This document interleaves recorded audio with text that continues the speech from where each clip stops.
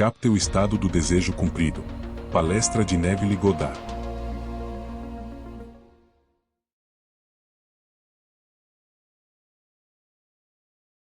A mensagem desta noite é muito prática. Não creio que vá perturbar ninguém, mas há ajustes a fazer relativamente ao que o homem acredita que Deus é e ao que Deus realmente é. É-nos dito nas Escrituras, no nascimento dos gêmeos, nos vossos membros. E neste momento não estou falando de ninguém, mas de vós individualmente. Esta história dos gêmeos inicia o grande drama contado nas Escrituras. Nos vossos membros há nações gêmeas, raças rivais desde o seu nascimento. Uma ganhará o domínio, a mais nova reinará sobre a mais velha. Gênesis 25, 23. Estes estão em vós individualmente. Dizem-nos que o mais novo, que naturalmente é o segundo homem, é o Senhor do céu. Esse é o segundo homem, ele dorme em vós. Vós o despertareis, e ele se tornará o mestre. Ele reinará. Neste momento, a maior parte do mundo não tem consciência disso. Por isso, ele dorme e não reina. Aquele que é conhecido nas Escrituras chama-se Jesus Cristo. O Senhor Jesus Cristo é a vossa maravilhosa imaginação humana. Isso é Deus. Agora, todo o vasto mundo e tudo o que nele existe não é mais do que o apaziguamento da fome. Essa é toda a vida, o apaziguamento da fome. E há infinitos estados a partir dos quais o Senhor pode ver o mundo para apaziguar essa fome. O primeiro homem não o pode fazer. Ele só pode alimentar-se daquilo que os seus sentidos lhe ditam. Onde quer que esteja, alimenta-se dos factos da vida tal como os vê. É preciso que o segundo homem se liberte dessa restrição e entre num estado, qualquer estado do mundo, e se alimente dele, e depois, com o tempo, traga o primeiro homem para se alimentar dele. É-nos dito no 14º capítulo de João: Não se perturbe o vosso coração, nem se atemorize. Credes em Deus, crede também em mim. João 14, versículo 1. Ora, este não é um homem que vos fala do exterior. Crede também em mim. Credes em Deus, crede também em mim. No mesmo capítulo, ele vai dizer-vos que ele é Deus. Mas que homem acreditaria realmente que essa presença dentro de si é Deus? Agora, ele diz-vos: Aquietai-vos e sabei que eu sou Deus. Salmo 46, 10. Não é outro homem que te fala, a não ser tu próprio. Aquieta-te e sabe que eu sou Deus. Consegues acreditar nisso? Se consegues acreditar nisso, então todas as coisas são possíveis para ti, porque todas as coisas são possíveis a Deus. Mateus 19, versículo 26. Pode um homem realmente acreditar nisso? É o que me é dito no Salmo 46. Aquietai-vos e sabei que eu. Põe a pequena palavra é aqui agora. Agora é-nos dito que ele dorme. E depois veio o apelo. Desperta-te. Por que dormes, Senhor? Não nos abandones para sempre. Salmo 44, 23. O Senhor dorme no homem. O homem tem de o despertar. Ele não sabe que a sua própria imaginação humana maravilhosa é Deus. Agora, na casa de meu pai há muitas moradas. Se assim não fosse, ter-vos-ia eu dito que vou preparar-vos um lugar? Quando eu for, voltarei e receber-vos-ei para mim mesmo, para que, onde eu estiver, estejais vós também. João 14, versículo 2 a 3. Agora, esta conversa tem lugar em vós individualmente, entre os dois. Estou falando agora para mim próprio. Na casa de meu pai, eu sou o pai, há mansões sem número, estados de consciência. Se não fosse assim, ter-vos-ia eu dito que vou preparar-vos um lugar? E quando eu for, voltarei, e receber-vos-ei para mim mesmo, para que onde eu estiver estejais vós também. Estou aqui, e os meus sentidos prendem-me a esta sala, mas eu não quero estar aqui. Quero estar noutro lugar. Conheço o meu saldo bancário. Conheço as minhas obrigações para com a vida. Estou amarrado pelo que sei. O homem exterior alimenta-se disso, mas ele quer mais do que isso. Há algo em mim, o segundo homem que nasceu do céu, que me está dizendo que há mansões sem número para onde posso ir tu não podes ir, eu posso ir e prepará-la para ti. Mas, quando eu for prepará-la para vós, voltarei e vos receberei para mim mesmo, para que onde eu estiver, estejais vós também. Agora, como é que eu faço isso? Olho para o meu mundo e vejo que sou muito restrito. Tudo em mim é algo que eu gostaria de romper, transcender, tornar-me uma pessoa maior, uma pessoa mais segura, onde eu esteja fazendo um trabalho maior no mundo. Todas essas coisas que eu gostaria de fazer, mas a razão me diz que não estou fazendo isso, e meus sentidos confirmam minha razão. Agora, há algo em mim que é o meu eu verdadeiro que pode fazer isso?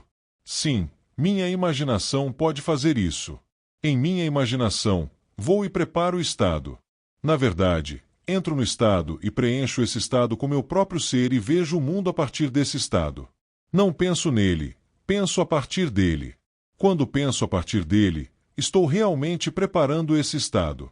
Em seguida, volto ao ponto em que o deixei, o homem exterior, e mais uma vez me fundo com ele, e nos tornamos um, mais uma vez. Agora eu levo através de uma ponte de incidentes, alguma série de eventos, que me leva em direção à coisa que preparei, e eu o levo comigo e entro no próprio estado. Ele se alimenta agora, literalmente, desse estado. Isso é o que chamo de oração. Não voto por ela, não faço petições, não peço a nenhum ser no mundo, a ninguém, incluindo o que o mundo diria ser Deus. Pois quando você encontra Deus ao se aquietar e saber que eu sou é Deus, então a quem você pode recorrer para obter qualquer coisa neste mundo, se você realmente acredita nas Escrituras? Aquietai-vos e sabei que eu sou Deus. Se não estiver familiarizado com as Escrituras, leia no 46º capítulo do Salmos de Davi, o 10º versículo: Aquietai-vos e sabei que eu sou Deus. Então, a quem você poderia recorrer? É uma comunhão interna com o ser. Mas o homem fala com Deus externo, súplica a um Deus externo, implora a um Deus externo. Isso me faz lembrar de um jantar oferecido por William Lyons Phelps. Se você não sabe quem ele é, na verdade, quem ele foi um dos grandes educadores de nosso país no século XX, William Lyons Phelps. Ele e a senhora Phelps receberam Edna Ferber, a escritora. Quando se sentaram para jantar, a senhora Phelps disse a ele: William, por favor, dê graças. Ele fechou os olhos, inclinou a cabeça e, depois de uns 10 ou 15 segundos, disse: Amém.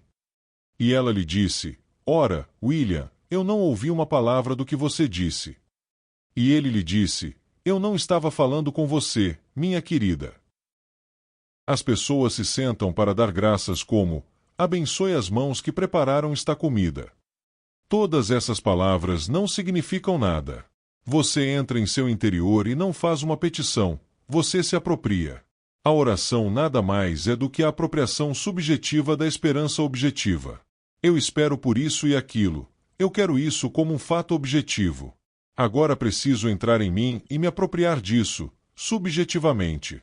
Portanto, a oração é a apropriação subjetiva da esperança objetiva. Isso é o que chamo de fé em Deus, que nada mais é do que fé no meu ser, pois o ser do homem, a verdadeira identidade do homem, é Deus. Esse é o Jesus Cristo das Escrituras. Vocês não percebem que Jesus Cristo está em vocês? Ponham-se à prova e vejam. 2 Coríntios 13, versículo 5. É isso que nos é dito para fazer na segunda carta de Paulo aos Coríntios. Leia-a no capítulo 13, versículo 5 de 2 Coríntios. Examinai-vos a vós mesmos, para ver se estáis firmes na fé. Ponham-se à prova. Vocês não percebem que Jesus Cristo está em vocês? 2 Coríntios 13, versículo 5. Bem, se ele está em mim, então onde irei encontrá-lo? Como vou me dirigir a ele? Ele está em mim. Ele está em meu próprio ser. Eu simplesmente comungo com meu ser. Há inúmeros estados no mundo, portanto, eu escolho o estado que quero expressar neste mundo e não pergunto a você ou a qualquer outra pessoa no mundo se isso é bom para mim. Não consulto ninguém. Isso se encaixa na estrutura da regra de ouro? O que estou pedindo agora, eu pediria para outra pessoa? Eu pediria a outro. Se o que estou buscando agora para outro é algo que eu pediria para mim mesmo. Bem, a regra de ouro é: faça aos outros o que você gostaria que fizessem a você. Se você tiver isso em mente, não terá como errar. O que há de errado em pedir para os outros qualquer coisa neste mundo que você pediria para si mesmo? Há algo de errado em ser seguro? Nada. Há algo de errado em ser limpo, íntegro e decente. Há algo de errado em ser alguém que contribui para o bem do mundo? O que há de errado nisso? Há algo de errado em ter um casamento feliz, ter orgulho da moça que leva seu nome, ou ela ter orgulho do homem que leva seu nome? O que há de errado nisso? Esqueçam isso. Todo o vasto mundo é um campo de colheita. Você não escolhe essa ou aquela mulher. Escolha o estado. Eu quero ser feliz e, se fosse, como eu veria o mundo? E como o mundo me veria? Bem, desligue-se do mundo, entre em seu interior e se aproprie desse estado. E, a partir de dentro, você permite que seus amigos o vejam, como eles teriam de vê-lo se o que você está supondo agora fosse realmente verdade. É por isso que o título da palestra desta noite é o estado de espírito, captar o estado de consciência. Tudo isso se baseia nesse estado de consciência. O 25º capítulo do livro de Gênesis, e ela deu à luz gêmeos, pois em seus membros havia essas raças rivais desde o nascimento, chamadas nas escrituras de Esaú e Jacó. Você acha que eram dois indivíduos que viveram há milhares de anos? Não, elas estão bem aqui, em todas as pessoas deste mundo. Esses são os estados eternos de consciência personificados nas escrituras como dois garotinhos. As escrituras não são uma história secular. É a história da salvação. E, portanto, eles não viveram há milhares de anos. Eles vivem agora em você, e você precisa dar à luz a ambos. Você já deu à luz o primeiro. O primeiro é o seu homem exterior, o homem que agora é um homem dos sentidos, um homem que está coberto de pelos, como nos foi dito. Esaú saiu primeiro e estava coberto de pelos por toda parte. Quer você seja mulher ou homem, você está coberto de pelos por toda parte. Esse é o você externo, o homem do mundo dos sentidos. Depois veio o segundo filho, e ele é o rapaz de pele mais lisa, chamado Jacó. O nome Jacó significa suplantar. Ele vai suplantar seu irmão. Ele é o segundo, mas virá primeiro. O segundo homem é o Senhor do céu, e o segundo filho é sua própria e maravilhosa imaginação humana. Quando você a estimula, desperta e faz com que ele se torne realidade, você pode fazer maravilhas neste mundo. Experimente agora mesmo. Você está sentado aqui nesta sala. Eu estou aqui.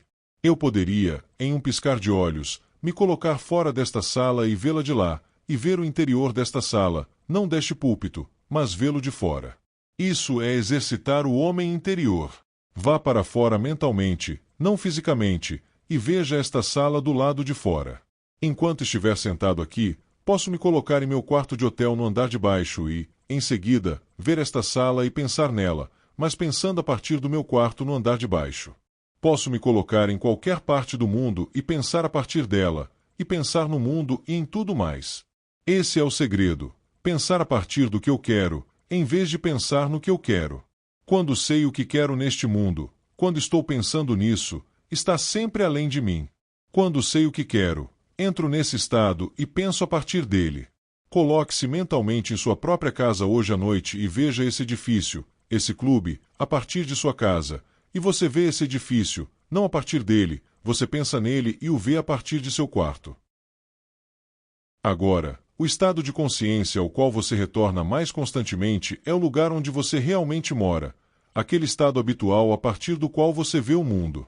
Você se vê a partir do estado da pobreza, dizendo, eu sou pobre. Você anda pela rua sentindo, como sou pobre.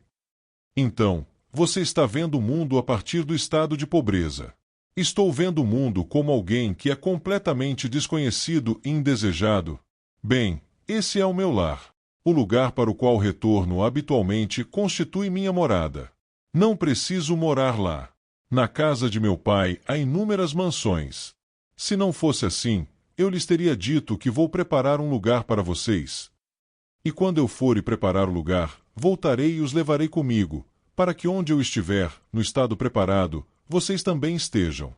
Portanto, agora tenho um estado. Quero ser conhecido. Quero contribuir para o bem do mundo. Também quero viver bem, e quero dizer bem. Quero me sentir seguro, não apenas financeiramente, mas também socialmente, de modo que, quando eu entrar em uma sala, não me sinta constrangido, não importa quem seja a pessoa. Eles podem ter todos os diplomas do mundo. Eles podem vir de todas as grandes universidades do mundo e serem honrados pelo mundo. Mas eu quero estar na presença deles e não me sentir pequeno. Quero me sentir um homem. Não devo abaixar a cabeça de vergonha por causa de qualquer restrição em meu passado. Se nasci atrás da bola 8 socialmente, financeiramente, intelectualmente, isso não importa. Quero me sentir importante. Quero me sentir ótimo. Quero me sentir bem. Muito bem, que estado seria esse se fosse verdade? Eu concebo um estado que, se fosse verdadeiro, tornaria todos os meus desejos realidade. Entro nesse estado. Agora, a primeira vez que entro nesse estado e vejo o mundo a partir dele, é maravilhoso, mas talvez eu nunca mais volte a entrar nesse estado. Portanto, ele não é meu lar. Quero fazer desse estado meu lar perpétuo, de modo que eu permaneça automaticamente nesse estado, e se eu permanecer nele de modo que automaticamente eu esteja nesse estado, ele se tornará minha morada. Portanto, eu irei e prepararei um lugar para você. Não estou falando com você, estou falando comigo mesmo. Vou levá-lo, Neville, que nasceu atrás da bola 8, que nasceu desconhecido, indesejado, pobre, tudo que está simplesmente atrás da bola 8. E vou levá-lo, Neville, agora que você me encontrou, o segundo homem, o Senhor do céu, sua própria e maravilhosa imaginação humana. Agora que você me despertou, eu irei. Permanecerei nesse estado e me sentirei como Neville, aquele homem externo que acabei de deixar na cadeira ou na cama, e verei o mundo como Neville o veria se estivesse comigo agora. Vejo o mundo a partir desse estado. Então, quando me parece natural, volto ao homem exterior físico que deixei na cadeira, que deixei na cama e, ao voltar, nós nos fundimos e nos tornamos uma pessoa, não duas. Em seguida, atravesso uma ponte de incidentes que não construo de forma real e racional, ela simplesmente aparece. E passo por uma série de eventos que não determino de forma razoável, eles simplesmente acontecem.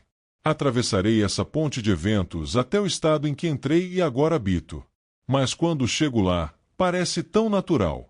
O homem que pensava que, por causa de suas limitações passadas, nunca poderia entrar nesse estado, agora ele se encontra nesse estado.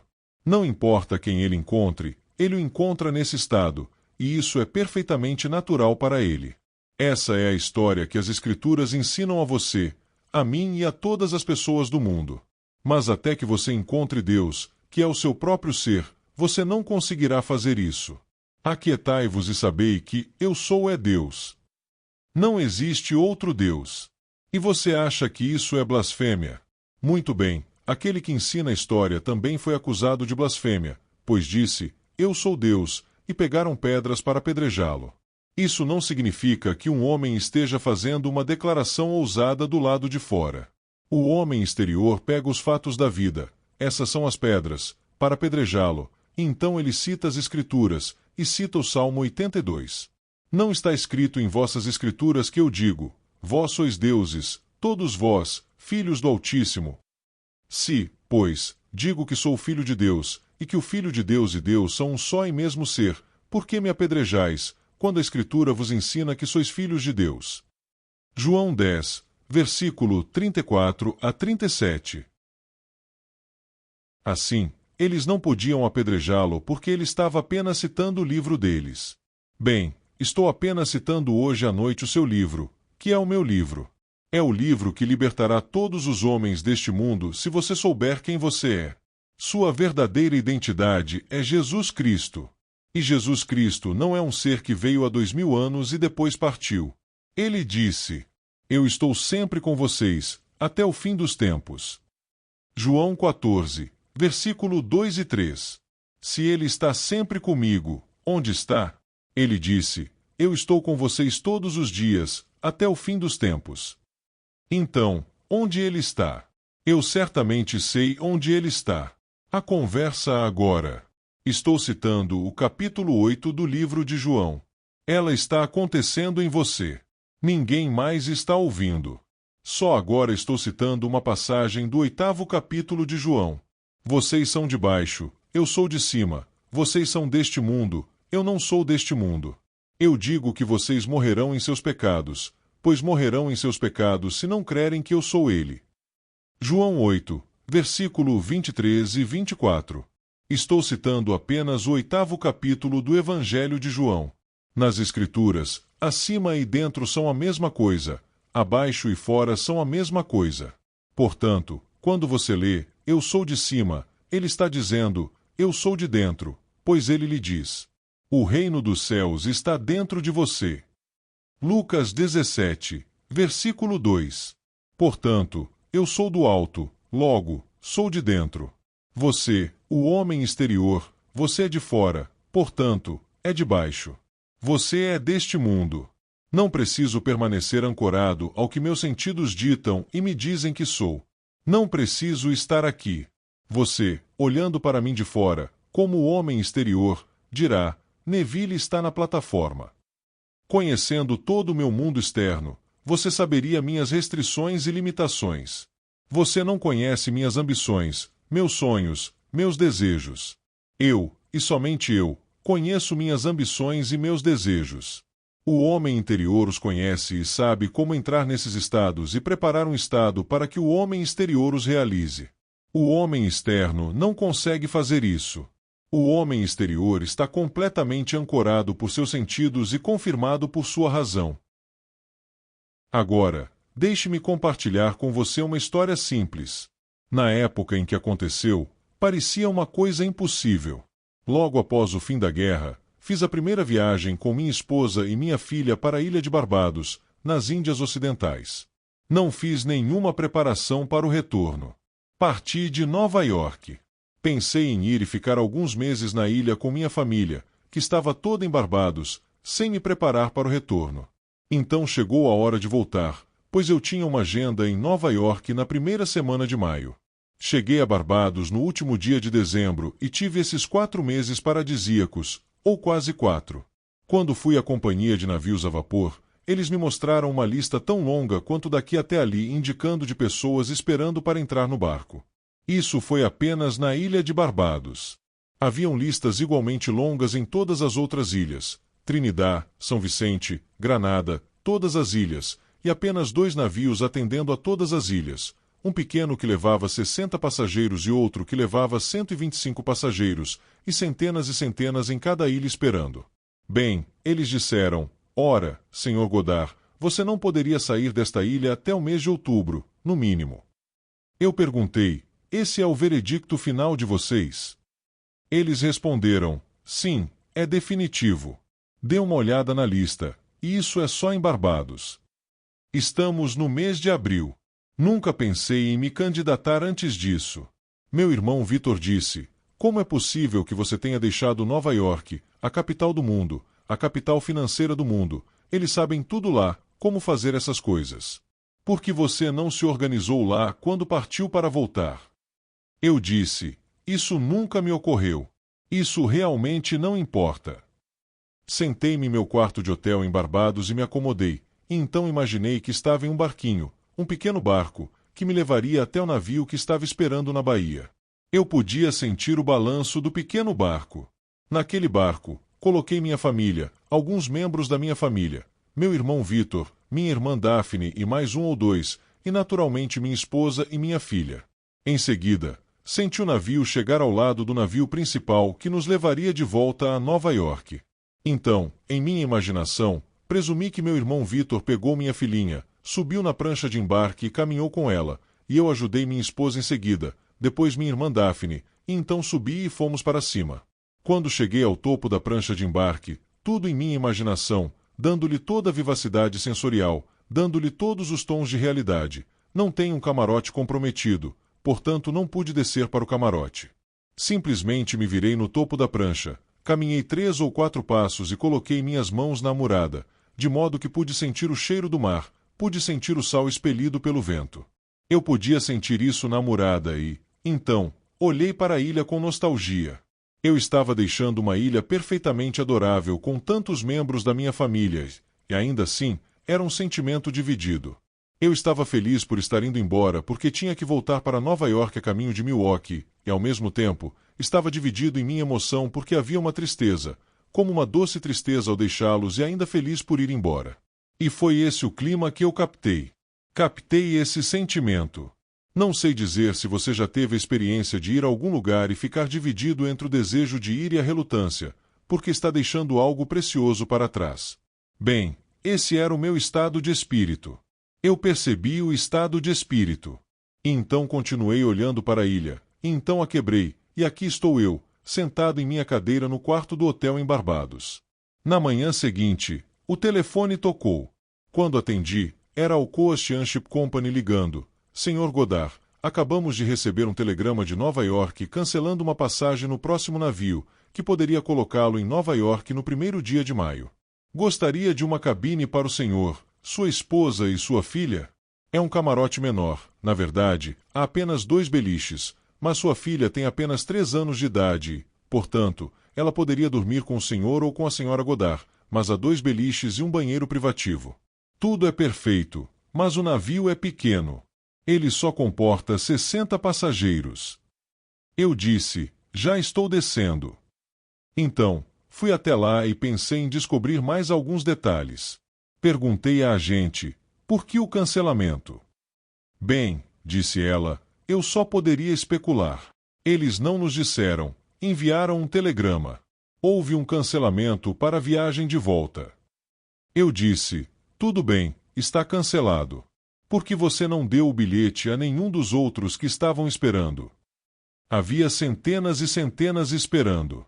Bem, disse ela, temos uma senhora aqui, uma senhora americana que vem nos incomodando semana após semana para tirá-la de Barbados e levá-la de volta a Nova York. Então ligamos para ela primeiro e ela disse, não é conveniente para mim ir agora. Então, ligamos para você porque você tem 3 pessoas para ir, e achei que você poderia usar o quarto para vocês 3. E não notificaremos nenhuma das outras centenas que estão esperando. Então, não fiz mais perguntas. Aceitei e voltei a tempo de chegar ao meu lugar em Nova York e depois ao meu lugar em Milwaukee. Quando conto essa história pela primeira vez, a reação mais comum é: isso foi justo? Dá para imaginar isso. Foi justo fazer isso com todos os outros que estavam esperando? Eu não estava administrando a Alcoa Steamship Company. Eu estava aplicando o princípio de Deus. Eu não me importaria se 1 milhão de pessoas estivessem lá. Eu pularia sobre 1 milhão. Essa não é minha preocupação. Estou simplesmente aplicando a lei de Deus.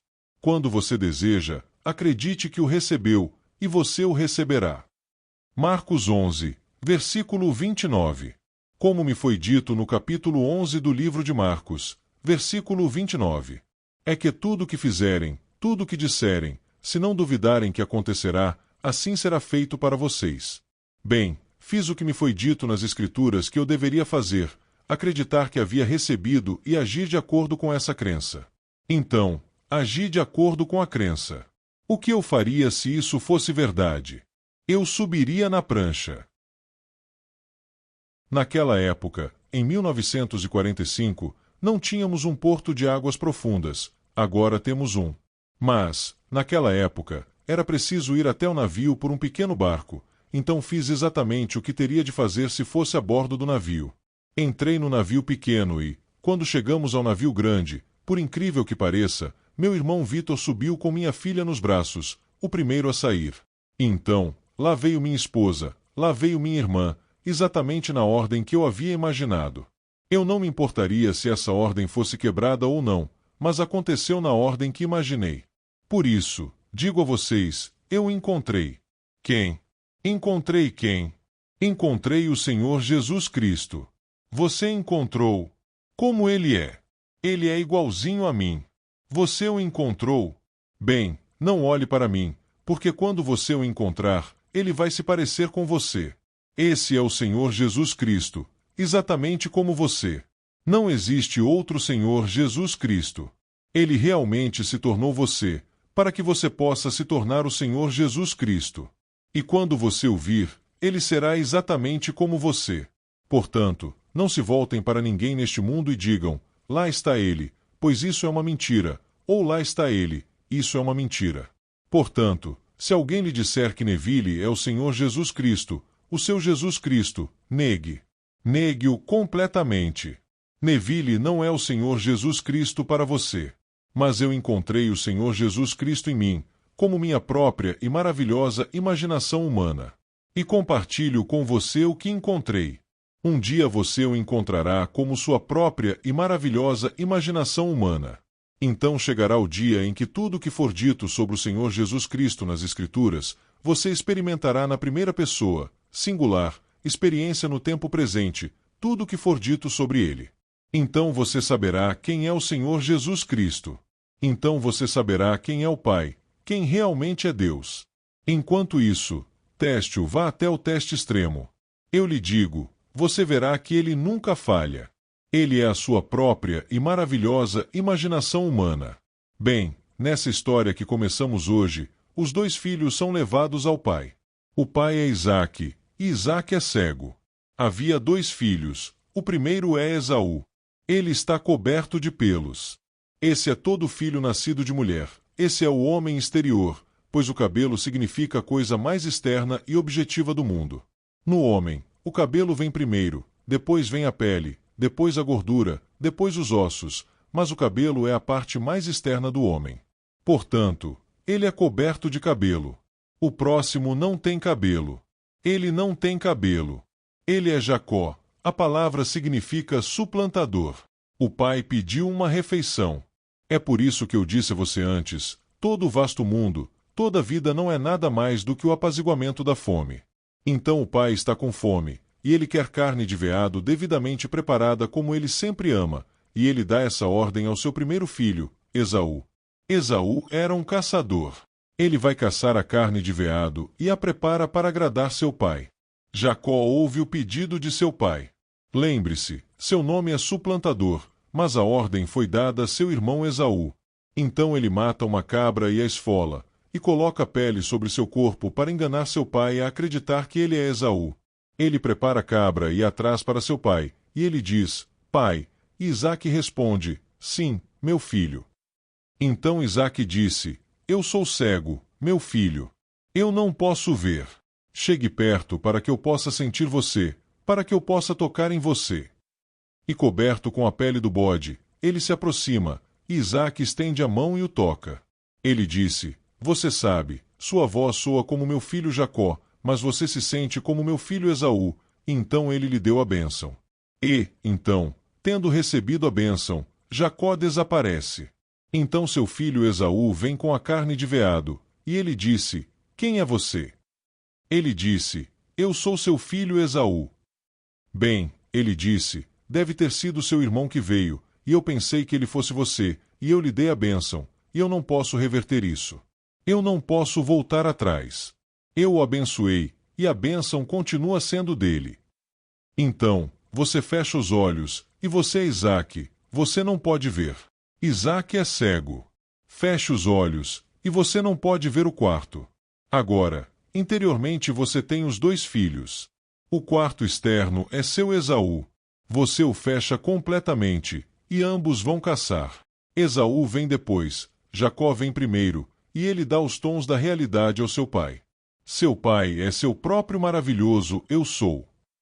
Bem, esse é Deus. O nome de Deus para sempre é Eu Sou. Então, Eu Sou está esperando para sentir os tons da realidade do que ele quer, e ele sente que é tão real, tão natural. Agora ele sabe que essa coisa é subjetiva, então ele disse, Você parece Jacó, mas chegue mais perto, meu filho, para que eu possa sentir você. E ele o sente como eu sentia a murada do navio, como eu podia sentir o cheiro do sal do mar no vento, como eu podia ver mentalmente a ilha, como eu podia sentir o navio balançando um pouco sob meus pés. Tudo isso era o tom da realidade. Isso, agora, é Esaú, parece real, e então eu estou dando uma realidade a esse estado, estou dando uma bênção a ele. Então abro meus olhos e percebo que estou sentado em uma cadeira no meu quarto de hotel. Bem, de repente Esaú retorna. Bom, Esaú era o lugar que eu deixei. O quarto em que eu estava sentado era meu Esaú. Esse era o mundo objetivo. Ele volta. E eu digo, o que eu fiz? Entrei em um estado e o vesti com realidade. Dei a ele todos os tons de um mundo objetivo, e parecia tão real para mim que dei a ele a bênção de ser real, de nascer. Agora isso volta, e sem uma palavra dita, está me dizendo, você se enganou. Você foi enganado pelo meu irmão, o estado subjetivo chamado Jacó. E eu digo a mim mesmo, sabendo quem Deus realmente é, ele não pode retirar sua bênção. Ele deu a ele o direito de nascer, o direito de se tornar objetivo, o direito de se tornar real, e em 24 horas ele nasceu, era real. E então, 3 semanas depois, naveguei naquele navio e completei toda a jornada. Eu repeti isso várias e várias vezes, e nunca falha. E aqueles que acreditarem e que colocarem isso à prova não podem falhar. Eles não podem falhar. Este é o princípio da Escritura. Então você realmente dará a isso os tons da realidade. Você realmente, antes de tudo, acreditará que o Deus que você agora adora como algo externo, realmente existe dentro de você como sua própria imaginação humana maravilhosa? Se você acreditar nisso, e não me achar blasfemo por dizer isso e me achar algo amaldiçoado por ter falado isso, mas posso lhe dizer, espero que, para o seu bem, você acredite. Mas realmente, no fundo do meu coração, se você acredita ou não, não estou preocupado, porque o dia chegará, você terá que acreditar, porque você experimentará isso. Se ao menos eu puder ajudá-lo a apressar o dia, é por isso que estou aqui. Mas dizer realmente que vou bater em sua cabeça e fazer você acreditar, não. Não sou indiferente à sua crença. Só posso apelar para que você acredite nisso para o seu próprio bem, para que você possa pegar o que quer que tenha e transcendê-lo pelo uso desta lei. O que quer que você tenha neste mundo, posso lhe dizer, ninguém está realmente satisfeito. Jantei bem hoje, mas amanhã estarei com fome. E a fome está para sempre com o homem, e Deus é a satisfação final da fome, mas isso ainda não chegou à maioria. Ele nos diz no capítulo 8, versículo 11, de Amós: Enviarei fome ao mundo, não será fome de pão, nem sede de água, mas de ouvir a palavra de Deus. Amós 8, versículo 11. Agora isso vem bem no final, pois o homem comum não tem fome da palavra de Deus. Ele é complacente. Ele dirá, eu sou um cristão. E daí? Eu sou um cristão. Eu vou à igreja. Eu contribuo para a igreja. E então ele pensa que isso significa que tudo o que ele faz como cristão, para bem aí. Bem, a fome não é satisfeita, porque quando ele envia essa fome sobre o indivíduo, nada além de uma experiência de Deus pode satisfazer essa fome. Bom, até que ele envie essa fome, todas as outras fomes podem ser satisfeitas, como a fome por segurança, a fome por um emprego melhor, a fome por uma elevação de autoridade em sua posição atual, a fome por o que você quiser. Toda fome pode ser satisfeita se você aplicar esse princípio. Mas então chegará o dia em que ele enviará a fome sobre você, pois você é a terra da qual ele fala. Não tem nada a ver com o mundo, a fome no mundo, ou se há fome em todo o mundo, porque eles não sabem como satisfazer sua fome. Há fome, mas essa não é a fome da qual ele fala. Ele diz que não é fome por pão, não é sede por água, mas por ouvir a palavra de Deus. Então, estou lhe dando a palavra de Deus como eu pessoalmente a experimentei. Então, esta noite, você a experimenta. Feche os olhos para o óbvio. Esse é Esaú, mande-o caçar. E então, se engane. Na ausência dele, traga o segundo filho, que é o Senhor do céu, e vista-o com os tons da realidade, e sinta o quão real isso é, dê a ele toda a vivacidade sensorial, e quando isso assumir os tons da realidade, abra seus olhos. Então Esaú volta da caça, e então você conta a ele o que fez, e ele grita porque seu filho, o segundo homem, o enganou e o traiu pela segunda vez. Todos os dias você pode aplicar esse princípio e se engane, mas funciona. Mas sempre mantenha isso dentro da estrutura da regra de ouro, para que ninguém se machuque. Não me importa quem não conseguiu a passagem para o norte. Não me importa o que levou a mulher a não pegá-la. Não me importa o que levou o passageiro de Nova York a cancelá-la. Não tenho reclamações, nem palavras. Simplesmente fiz o que fui chamado a fazer. Eu queria sair. Eu me vi trancado até outubro, no mínimo, com meus compromissos em Milwaukee. Eu não podia fazer isso. Eu tinha que voltar, e voltei. Então eu lhe digo, este princípio não pode falhar com você. Mas nós somos o poder operante. E você não se ajoelha e reza para um Deus externo. Faça exatamente o que o grande William Lyons Phelps fez, e diga a todo o vasto mundo, eu não estou falando com você, meu querido, estou comungando com meu eu. E se eu agradeço pelo que aconteceu, eu não dou a você, Eu dou ao ser dentro de mim louvor constante por este poder milagroso que está alojado dentro de mim. E você anda na consciência de ser constantemente louvável por este poder milagroso que se tornou você, para que você possa se tornar ele. E esse poder é o Senhor Jesus Cristo que está em você, e não há outro. Então, quando todo o vasto mundo está esperando que ele venha de fora, como o grande evangelista disse hoje, é imanente. Ele está sobre nós. Ele está vindo. Estou aqui para saudá-lo. Ele esperará para sempre em vão. Pois quando ele vem, ele não vem de fora. Quando ele vem, ele se levanta de dentro, e você é ele. Então ele está alcançando milhões de pessoas, mas ele está no jardim de infância. E o que você espera? Ele não pode dar a eles mais do que leite. Mas com o tempo, você tem que ser desmamado do leite e comer carne, e então o verdadeiro significado do grande mistério da fé cristã. Então o mundo aceitou isso em uma pequena história. Tudo muito bem, mas não continue sempre e para sempre vendo apenas a pequena história. Aprenda a extrair o significado da história e espere que ela se desenrole dentro de você. Enquanto isso, você aplica o que ouviu esta noite, e antes que eu deixe a cidade no final da semana que vem, você deve ser capaz de me dizer que o que você deseja esta noite você tem. Agora vamos entrar no silêncio.